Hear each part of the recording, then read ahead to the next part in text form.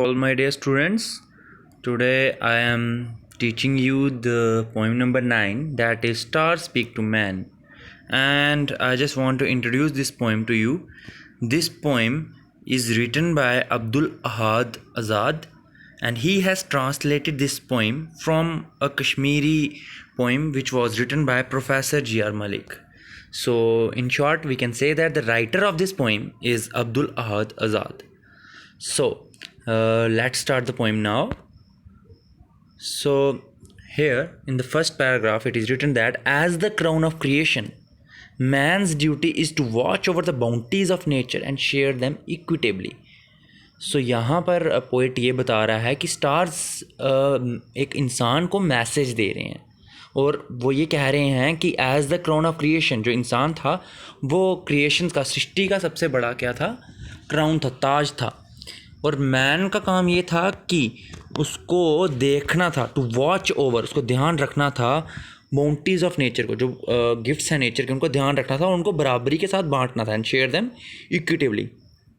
It is a pity, ये बहुत ही दुख की बात है, that his callousness, insensitivity and avarice are leading him into a state of apathy.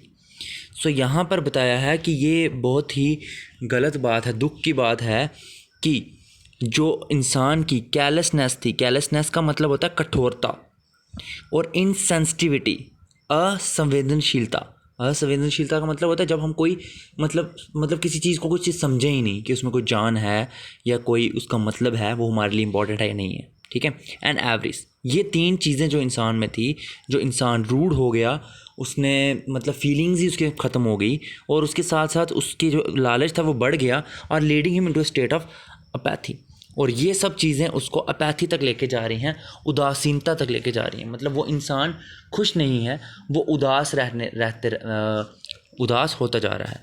Destruction of humanity can be avoided by rekindling love, affection, kindness and the spirit of unity among man before it is too late. वो कह रहे हैं अब इस इंसानियत को कोई बचा सकता है तो वो बचा सकता है प्यार, अगर वो प्यार बांटे, ठीक है, प्यार और दयालु होके बांटे। रिकिंडलिंग का मतलब होता है प्यार बांटना यहाँ पर, और उसके बाद काइंडनेस के साथ रहे, और स्पिरिट ऑफ यूनिटी मतलब एकजुट होके वो रहे वहाँ पर, ठीक है। सो इस तरह से एकजुटता के साथ साथ ये सब चीज़ें ख़त्म हो सकती हैं।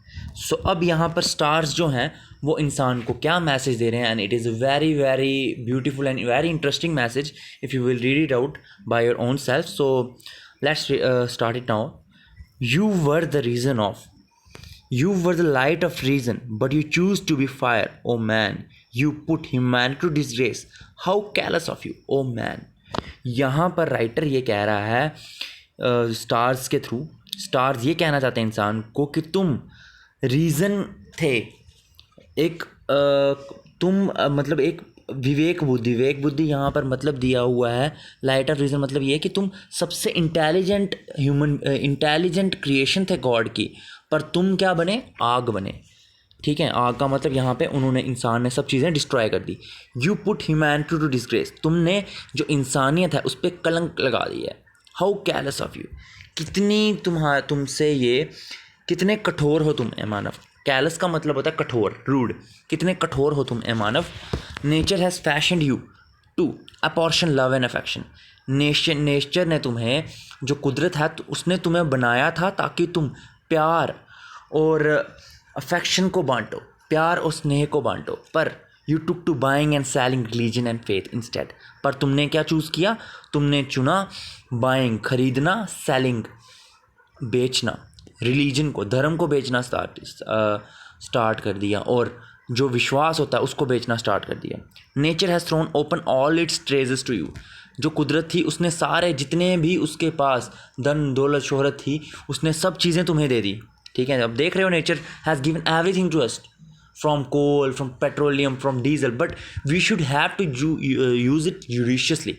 यहाँ पर राइटर ये कह रहा है कि हमें उस चीज़ को जुडिशियसली यूज़ करना है, पर इंसान क्या हो रहा है, लालच में फंस चुका है, कठोर हो गया है वो, मतलब उस चीज़ में, इंसानियत में वो इंसानियत बची नहीं है। बोलते हैं ना, इंसानियत नहीं बची है, उसका मतलब ये कि हम किसी चीज़ को वो चीज़ समझते ही नहीं है।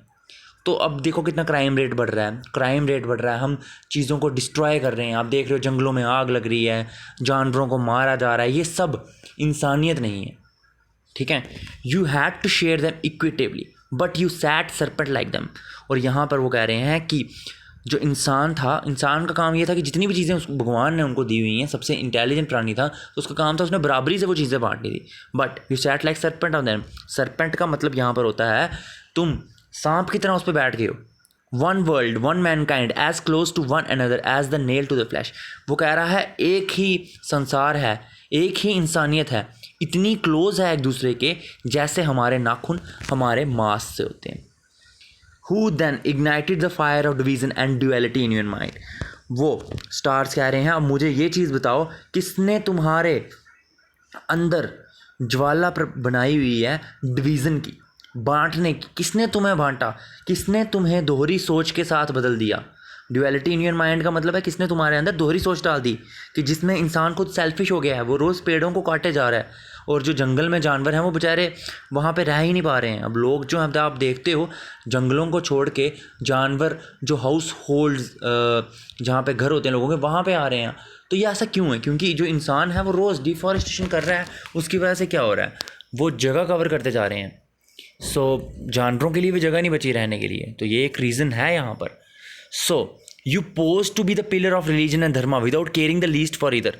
वो राइटर ये कह रहा है कि तुम्हें पिलर बनाया गया था, तुम एक स्तंभ थे रिलीजन के, धर्म के, without caring the least of either, जो बिल्कुल भी केयर नहीं करता था, बिल्कुल भी फिक्र नहीं करता था कि कौन सा इंसान कौन से धर्म का है। पर अब तुम क्या कर रहे हो, तुम धर्म के नाम पे लड़ाई कर रहे हो। Seeing your shameful deeds humanity has fallen into डिसमेंट।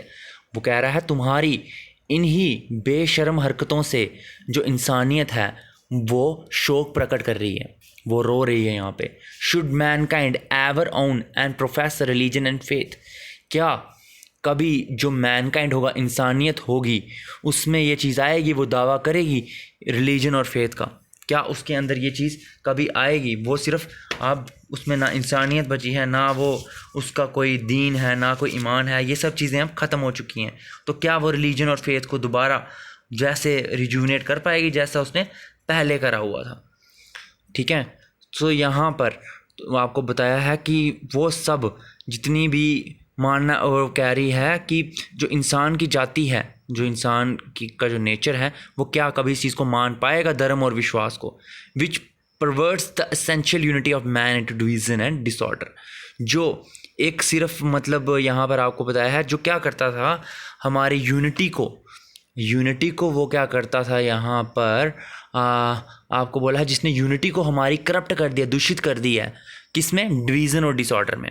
Division और डिसऑर्डर का मतलब क्या है? एक धर्म के लोग दूसरे धर्म के लोगों से समझ रहे हैं, लड़ रहे हैं, अपने धर्म को ज़्यादा ऊंचा मानते हैं, तो उस चीज़ में सब रोग लड़ाइयाँ हो रही हैं। तो ये चीज़ बिल्कुल भी सही नहीं है, किसी के लिए भी सही नहीं है। To mischief and disruption you have given the name of religion and patriotism.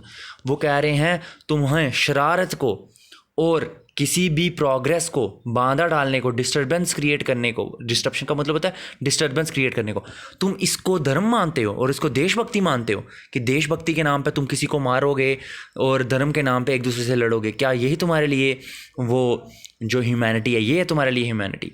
That which you call awakening is a stupefying hangover. वो कह रहा है जो तुम इसको विवेक मानते हो, जो जागरूकता जिस चीज़ को तुम बोलते हो, ये एक स्टूपिफाइंग हैंगओवर है। स्टूपिफाइंग हैंगओवर का मतलब होता है चौंका देने वाला ऐसा असर है जो नशे के बाद हो जाता है इंसान को। ठीक है।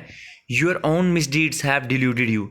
तुम्हारे अपने ही हरकतें हैं जिसने तुम्हें धोखा दिया। मिसडीड्स का मतलब बुरे काम, डिल्यूटेड का मतलब होता है धोखा देना। एंड ग्रम्बल अगेंस्ट फेथ, यहाँ पर शिकायत लिखा है पर इसका मतलब होता है बड़बड़ाना, जिसकी तुम उसके अंदर शिकायत कर रहे हो किस्मत के अगेंस्ट, कि बोल रहे हो किस्मत सही नहीं है, हरकतें तो तुम्हारी हैं, तुम्हारी बुरी हरकतों की वजह से आज सब चीज़ें हो रही हैं। तो ये सब चीज़ें आप देख रहे हो, अर्थक्वेक्स आ रहे हैं, फ्लड्स आ रहे हैं, फ्लड्स के साथ साथ आप देख रहे हो कहीं पे क्लाउड बर्स्ट हो रही हैं। ये सब चीज़ें ह्यूमन बीइंग की ही वजह से हो रही हैं, क्योंकि अगर वो नेचर के साथ वो शरारत नहीं करता, नेचर को वो उजाड़ने की कोशिश नहीं करता अपने मतलब के लिए, तो शायद ये चीज़ें नहीं होती।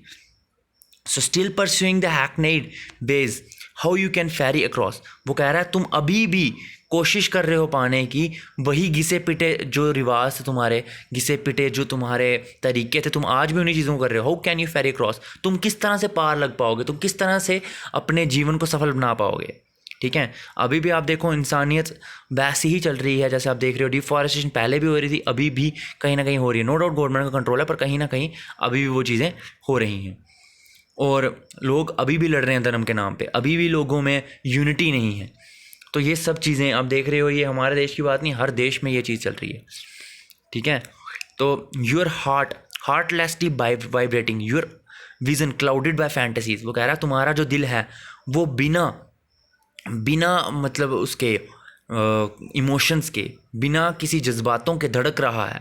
ठीक है, लगातार धड़क रहा है। और तुम्हारी जो विज़न है, तुम्हारे जो सोच है, तुम्हारी जो नज़रें हैं, वो क्लाउडेड, धुंधली हो चुकी हैं तुम्हारी कल्पनाओं से, जिसमें इंसान सिर्फ अपने बारे में सोचता है, अपने नेचर के बारे में नहीं सोचता कि क्या चीज़ होगी। All this is a fanciful dream. वो कह रहा है ये सब बकवास ड्रीम है, सिर्फ मौज के लिए एक ड्रीम है, जो तुम कह सकते हो सिर्फ एक काल्पनिक सपना है। काल्पनिक का मतलब है सिर्फ तुमने एक इमेजिनेशन है तुम्हारी। तो इसीलिए अब जाग जाओ इंसान, now wake up O man wake up. Friends and mates who share you, वो कह रहा है दोस्तों और तुम्हारे साथ काम करने वालों, संगियों, मेट का मतलब है संगी, हु शेयर्ड यूर, वो जो तुम्हारे शौक में, तुम्हारे बुरे वक्त में तुम्हारे साथ थे। ओ मैन वेक अप, ओ इंसान जाग जाओ। Like parts of your friends and mates who shared your woe, like parts of your own heart. इंसान जो तुम्हारे साथ दुख को बांटते थे, तुम्हारे मित्र और संगी, और तुम्हारे दिलों के जो हिस्से थे, ठीक है, they are part of your own heart. How could you tear their hearts to pieces in to blood thirsty man. वो कह रहा है कैसे तुम उनके दिलों के टुकड़ों को तोड़कर खून के प्यासे इंसान बन चुके हो, जो खून का प्यासा बना हुआ है, जो दिलों को तोड़ रहा है। How could you tear their hearts to pieces into bloodthirsty man? In your own garden, you cut the roots while watering twigs and leaves. वो कह रहा है तुम अपने ही बगीचे को पानी दे रहे हो, और अपने ही बगीचे में जो पेड़ पौधे उगे हुए हैं, तुम उनकी टहनी और पत्तों को काट रहे हो। Your own home, you ransack and ravage and tear apart. तुम अपने ही घर को लूट रहे हो, उजाड़ रहे हो, और अपने ही घर को अलग अलग कर रहे हो, विभाजित कर रहे हो, टेयर अपार्ट मतलब तोड़ रहे हो।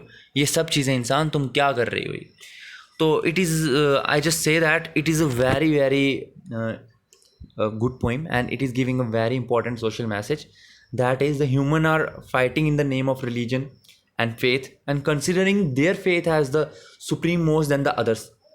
Human being is destroying the nature. For example, the human being is creating lots of deforestation activities. It is human being is involved in the mining activities. Human being is doing lots of things that can destroy our nature, that can harm our nature. We are using lots of plastic bags.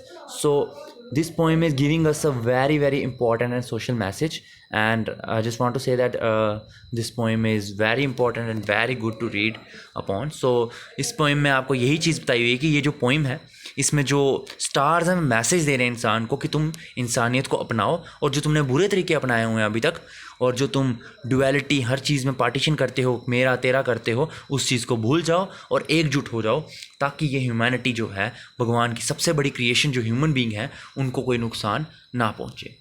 So I hope आपको poem को पढ़ के अच्छा लगा होगा, and I just want to remind you that this poem has lots of very very important words.